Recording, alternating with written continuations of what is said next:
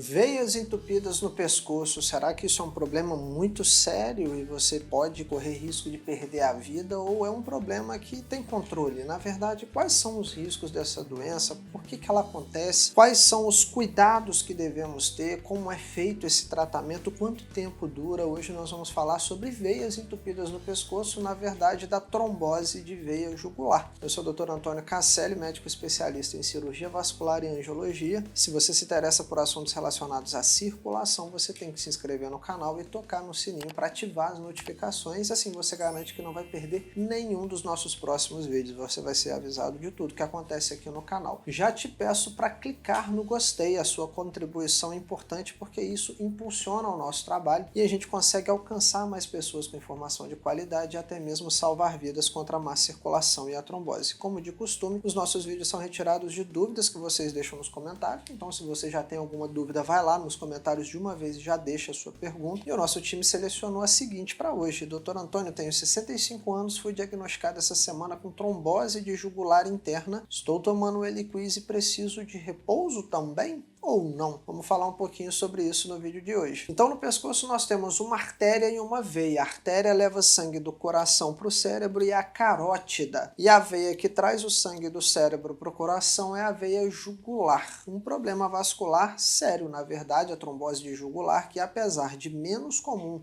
do que outras formas de trombose, ele tem uma relevância clínica que não pode ser ignorada. Na verdade, a veia que drena a circulação do nosso cérebro. Então, no nosso pescoço, passam esses dois vasos sanguíneos principais que eu te falei. A artéria carótida leva sangue do coração para o cérebro e a veia jugular interna que traz o sangue do cérebro para o coração. A artéria é todo vaso sanguíneo que leva sangue do coração para alguma parte do corpo e a veia traz esse sangue de volta para que o sangue possa circular. Tanto a carótida quanto a jugular, elas existem dos dois lados do pescoço. Então tem uma carótida e uma jugular aqui e uma carótida e uma jugular aqui. Carótida e jugular direita, carótida e jugular esquerda. As duas, tanto a artéria quanto a veia, são bilateral.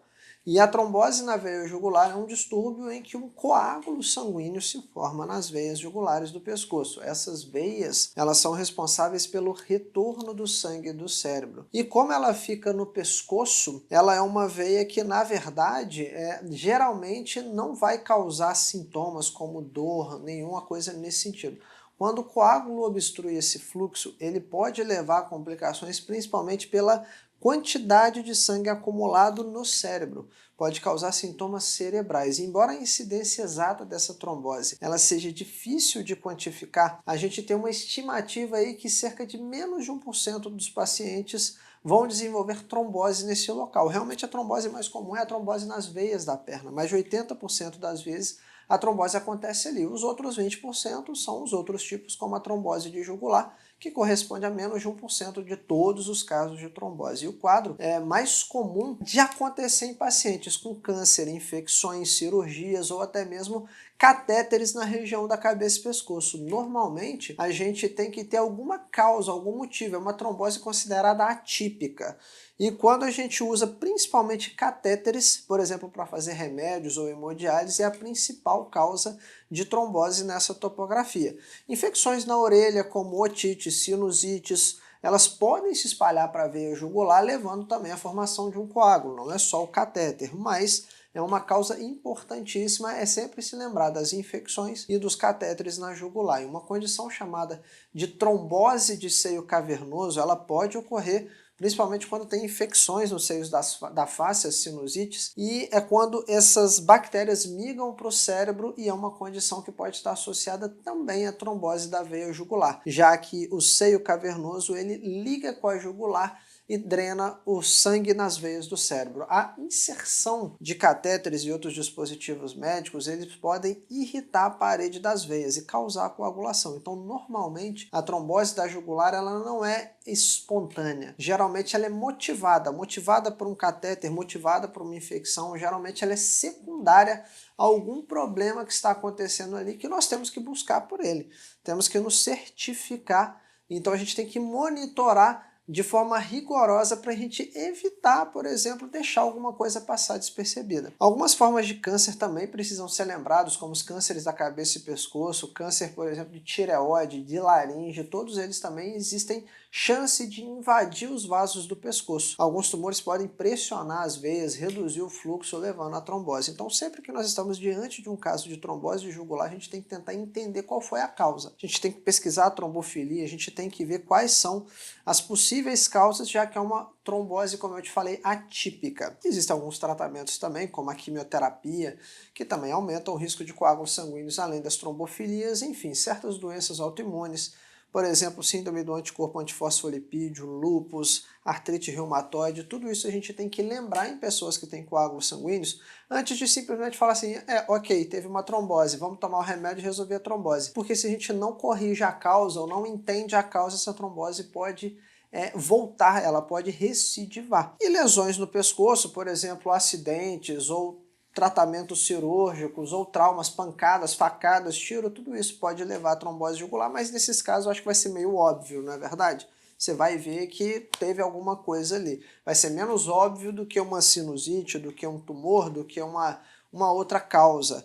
E embora menos comum, a obesidade, o tabagismo, o cigarro, né, o tabagismo que eu acabei de falar, o uso de álcool, predisposição genética, tudo isso também precisa ser pesquisado em casos de trombose de veia jugular. Em alguns casos, a desidratação grave pode ser a causa também, inclusive em crianças com trombose de jugular, essa é uma coisa que deve ser lembrada, as desidratações e outras coisas que podem predispor à formação de coágulos. E para você entender quais são assim, os sinais, os avisos que o nosso corpo dá que algo está acontecendo, o que a pessoa sente? Na verdade, a trombose da veia jugular, os sinais e sintomas podem variar bastante, para te ser bem honesto. Geralmente inclui inchaço no pescoço ou na face, esse local pode ficar dolorido, sensível, a região jugular pode ficar sensível ao toque, a pessoa pode ter sinais e sintomas sistêmicos, por exemplo, como febre, e algumas vezes também alguma sensação como pressão na cabeça, plenitude, alguma pressão nos seios da face, alguma coisa nesse sentido também podem ser sinais de alerta da trombose da jugular.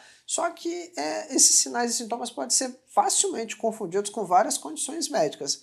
Não é verdade? Pode ser confundido com uma sinusite, com outra coisa, então o diagnóstico na verdade é um desafio. O diagnóstico da trombose jugular nem sempre é fácil e geralmente nós fazemos esse diagnóstico através de um ultrassom com Doppler. É um exame que a gente vai conseguir passar um ultrassom no pescoço, ver a carótida, ver a jugular e nós vamos ver se ali tem algum trombo, algum coágulo sanguíneo dentro das veias. Ele permite o médico visualizar, por exemplo, estruturas como artérias e veias dos dois lados do pescoço, mas em casos complexos, a gente pode lançar mão de outros procedimentos mais, digamos assim, complexos também, né? Como a tomografia, uma ressonância, principalmente se a gente precisar ver áreas dentro da cabeça, como por exemplo o seio cavernoso. E a arte desse diagnóstico vai residir não só em interpretar cuidadosamente esses exames, como também lembrar daqueles vários fatores que eu te falei que precisam ser pesquisados. Então a gente tem que entender a história dessa pessoa, sinais e sintomas, quando tudo começou.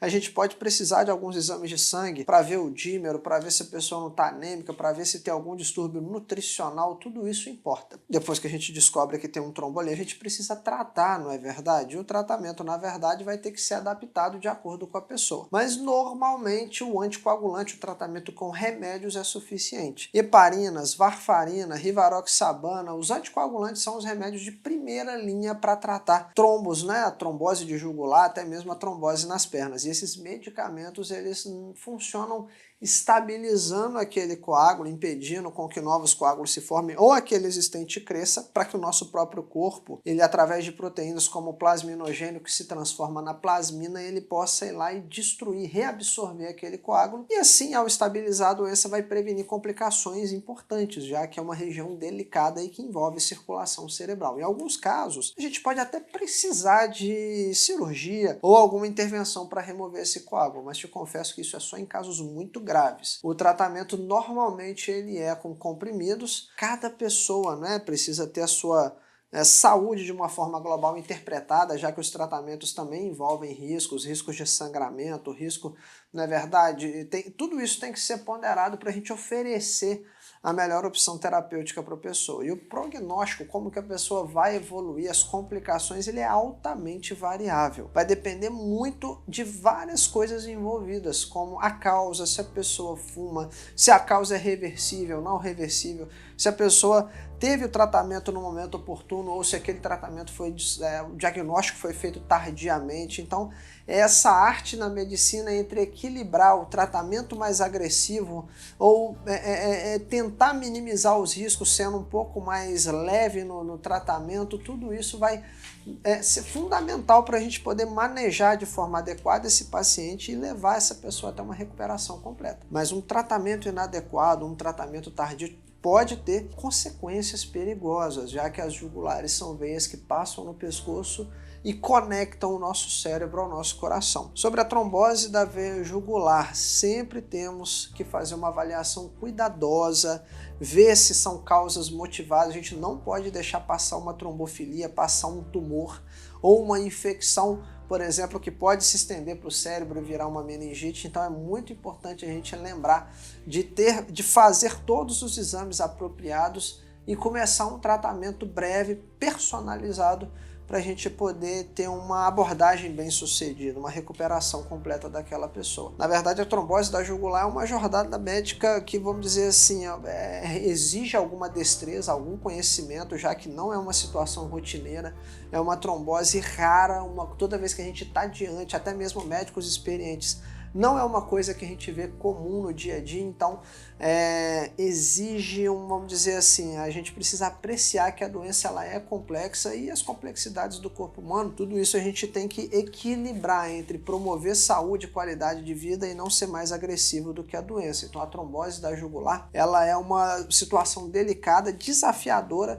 e que equilibra um pouco a medicina, buscando a sua sempre aprimoramento, a busca implacável pela saúde, bem-estar e cada vez técnicas modernas para promover mais qualidade de vida para as pessoas. E se você quer entender um pouco mais sobre como cuidar da sua circulação, você não pode perder essa recomendação que eu vou deixar aqui em cima no card sobre os efeitos potentes do ginkgo biloba, uma planta natural que pode te ajudar a cuidar das suas veias. E se esse vídeo foi importante para você, te ajudou, trouxe informações muito boas e te ajudou mesmo, de verdade, se a gente conseguiu contribuir um pouco, tenta apoiar também os nossos programas sociais, dando a sua colaboração através de um link que está aqui embaixo desse vídeo, que é o Valeu Demais. Nós temos alguns programas sociais para ajudar pessoas de baixa renda a cuidar das suas feridas por má circulação, fazer curativos em pacientes que não têm condições de fazer isso, já que são feridas complexas e que demoram, a também pacientes que estão em filas de SUS já há muito tempo e não conseguem cuidar das suas veias. Então, se for possível para você, fizer sentido também para você, deixa a sua contribuição no nosso canal para os nossos programas sociais, clicando aqui embaixo no Valeu Demais. Clica no gostei, se inscreve no canal e deixa para mim um comentário se você já conhecia a trombose da jugular, se você está tratando. Coloca para mim aí as suas apreensões, as suas dúvidas, enfim, deixa um comentário para mim nesse vídeo, eu quero saber o seu nome, de qual cidade você está falando. Então vai lá, deixa para mim um comentário.